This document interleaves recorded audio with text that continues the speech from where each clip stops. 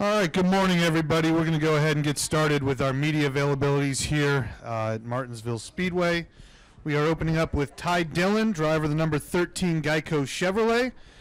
Ty finished 15th here in the last fall's race, a career high.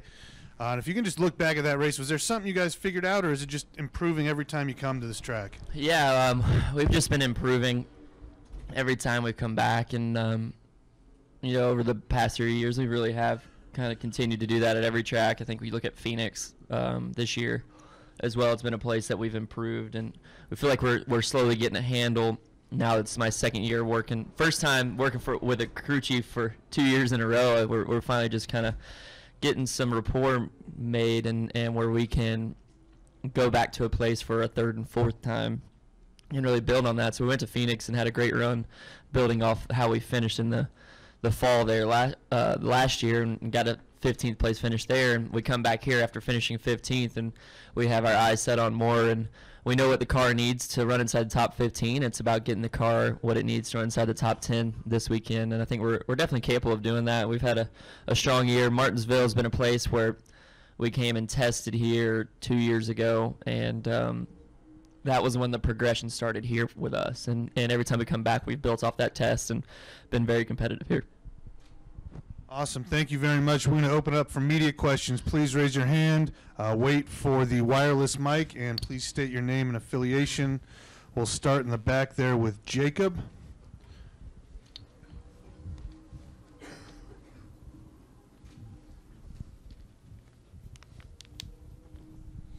Jacob Silman, Speed Sport. Ty, with you having long-term stability, yeah, I'm short in the back, so you can't quite see me through the camera. There we go. With the long-term stability you've got with your deal with Jermaine, and you mentioned you guys keep improving, coming here third and fourth times. How have you seen the progression with the team, even from a year ago to where you guys are now? Because it seems like there's been a lot of building blocks. Yeah, for sure. I think we've definitely, I think from the get-go our plan was to build this program together, and the outstanding support that we've had from Geico over the years, and Jermaine Racing has had long before me, has allowed them to do that. And I feel like when Geico and Jermaine Racing welcomed me into the team, that was part of it, was to try to take the next step to become a competitive team inside the top 15, top 10 week in and week out, and then eventually battle for championships and wins, and we are making progression. I think last year we were a little bit disappointed with our consistency in our results, but we improved at a lot of places. We took a step back, I think, going to the Camaro just with our team. We just weren't able to stay ahead on the necessary improvements week in and week out that it needed with having a new car and being a single car team. I think that Jermaine Racing and Geico, we've taken the next step. We moved campuses closer to RCR to make sure that we're getting what we need quickly. I think just the hour-and-a-half drive makes a big difference in what we're able to do with our race cars. When you're not having to do 3 hours of driving to get information, you can do it in 3 minutes. It's helping our team. And then just a third year together is definitely helping. And this has definitely been a great start to our year. And our mile-and-a-half results have not been as good as what we've been running. I think consistently we've been a 15th place car just about everywhere. Vegas, Atlanta, you look how the races started, we really fell back. By the end of the races, we had more speed than we've had in the past 2 years, and we're beating cars that were on the lead lap. We just got caught a lap down. I think with this new package, you're not getting many chances to get the wave around anymore. So I think if we can start a race faster at one of these mile-and-a-halves, we'll be able to show how much we've improved there as well. I think right now we feel like we're definitely a 15th to 18th place car on average, and that's great improvement on our year and where we were last year, and we want to keep improving on that, and we're very proud of the progress that the whole team has taken. Stay in the back. Peter Strada, TSJ Sports. Ty, Austin's Daytona winning car was just unveiled yesterday in the RCR Museum, a little over a year removed from that night in Daytona. What are some lasting memories you have from that night? I remember I wrecked in the first segment. No, it was, you said the first 9? What's that? From that race? Yeah, I was disappointed the whole race, but to see him win was really cool, and for our family that was huge to get back in the victory lane for Daytona 500. Can't lie, I was jealous. I wanted it to be me, and I still want it to be me. We were really close this year. Sitting in 6th and finishing 6th was great, but I know we'll be able to put one of our cars in there soon.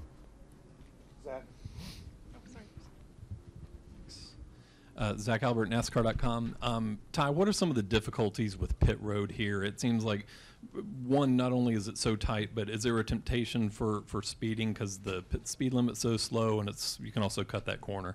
Yeah, so the way we do things nowadays, everything is pushed to the limits, obviously, in NASCAR. When you get to the corners, you can actually run faster and higher RPM in the corners than what you can down the straightaways at any track where there's a pit road that has a corner. So we try to push that, and then with this place being so small and so tight, you have to drop it back down. And the RPM range and the gearing and the motor here, you get a lot of bucking on pit road, and it bounces your RPM, so then your lights are fluctuating quite a bit. So to balance that is tough, and as teams we do a lot of things to try to work on that in practice. That's why I think year in and year out you're seeing more people start practice and run down pit road. Start practice and run that. That's because we're trying different combinations to smooth that out for us, so it makes it better. Yeah, it's just a really tricky pit road. People are diving in. It's just things are happening quicker, and the braking and throttle are making the car jump more on the RPM than what you have at a long, smooth, straight pit road. Mark Garrow, PR, and I've got two questions. First, Martinsville. Given what happened here last fall, the bump and run with Joey Logano, in your book, is that acceptable? Is that just good short track racing? Yeah, that's just short track racing. I think that's NASCAR in general. I don't tell me a year when there wasn't somebody being aggressive to win a race. So I think you look at the history of our sport, and aggression and a little bit of controversy and going for a win is always welcomed. I think that's what built this sport. I find it funny every year when people are surprised that drivers are aggressive in our sport trying to win a race. That's what we do it for. Can you understand, do you feel like if you were Martin Truex Jr.'s shoes, would you feel like he felt it was out of bounds? It used to be when I came into the sport years ago, as long as that first place guy didn't get booted into the wall and went from first to 30th place, it was okay. Yeah, I mean, I'm sure. I mean, if I was Martin, I would be upset. Obviously, you know, last corner, you didn't get it done, and you got bumped out of the way, and it's kind of not in your control, but it's racing. You know, he's going to get his chance to do the same thing at some point later on if he hasn't already done it a couple times in his career. So it's just part of racing, and part of it too is being frustrated by it. But that's what we do it for, and I think I would expect anybody to do it. I wouldn't blame somebody for doing it because I would do the same thing. And my other follow-up question for Texas next week with the new, high downforce, low horsepower. We're into it now. We've got a few races under our belt. What kind of race do you expect at Texas, and do you see these races on the intermediate speedways step by step getting more competitive, more cars getting dialed into it? Yeah, I think they're really fun to watch. I think there's been less cautions. The only difference that I've seen, I think the racing's been closer. I think we still don't know what to fully expect week in and week out. I think when we go to Texas will be another iteration of a difference, because I feel like Texas is going to be a one-corner track. And what I mean by that, and I don't mean it in a negative way, is that 3 and 4 with the previous package with less downforce and a bunch of horsepower was almost wide open already. And most of these tracks, the common theme is that we have more throttle time. We're close to wide open mostly. We will be wide open almost every lap of the race through 3 and 4. So whoever can get through turn 1 and 2 at Texas will be the dominant car, and I think that's going to be unique. We haven't had that kind of situation in a long time. So you're going to see kind of a different situation with possibly making your biggest difference in one corner of a racetrack. Ty, Chris Doherty with the Martinsville Bulletin, right over here. Obviously, there's a lot of history at this track, and every year seems like memorable moments are built out of this track. Is there a memory as a fan watching on TV, being here, watching racing here, that kind of stands out as maybe a most memorable moment for you?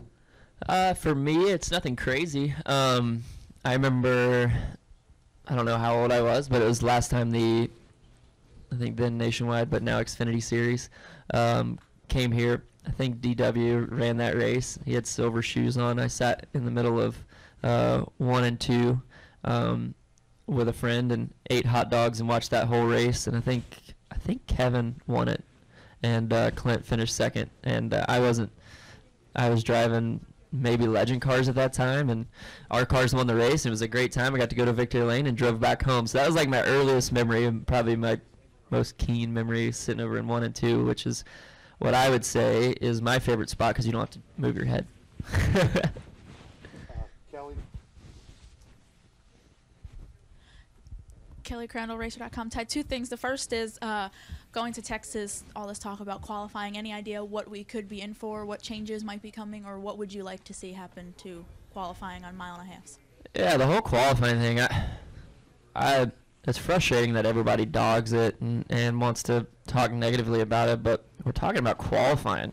We haven't really cared about or talked about qualifying in a long time.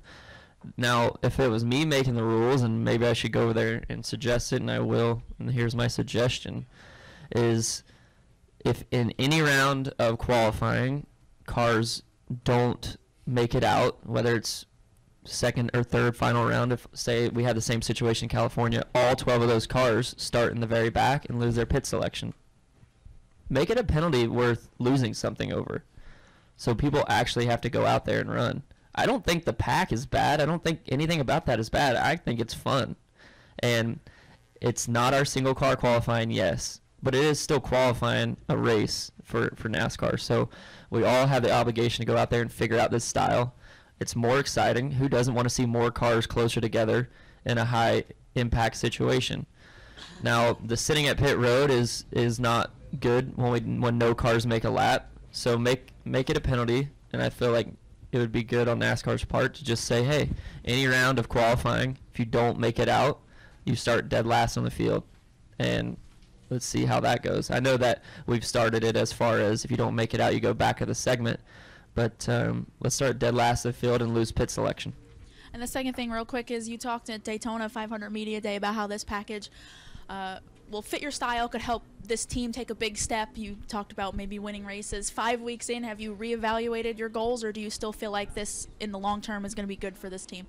I think it's already been good for our team. Like I said, we started off Atlanta and Vegas just not being all dialed into what the package needed in a race situation. But by the end of the race, we were running 15th place times, which is a huge step for our team, which is exactly what we expected. We were making a goal coming into the season, and also Fontana, we were trending in the same direction and had a flat tire, and was another disappointment. But we go to Phoenix and we finished 15th, and we ran well in Daytona, and we're fast again here. So yeah, we're not a team ready to win races yet, but we are trending in the right direction. I think a big thing for us would be make the chase this year, and we're very capable of doing that. Do we have any other questions? All right. Thanks a lot, Ty. Good luck this weekend.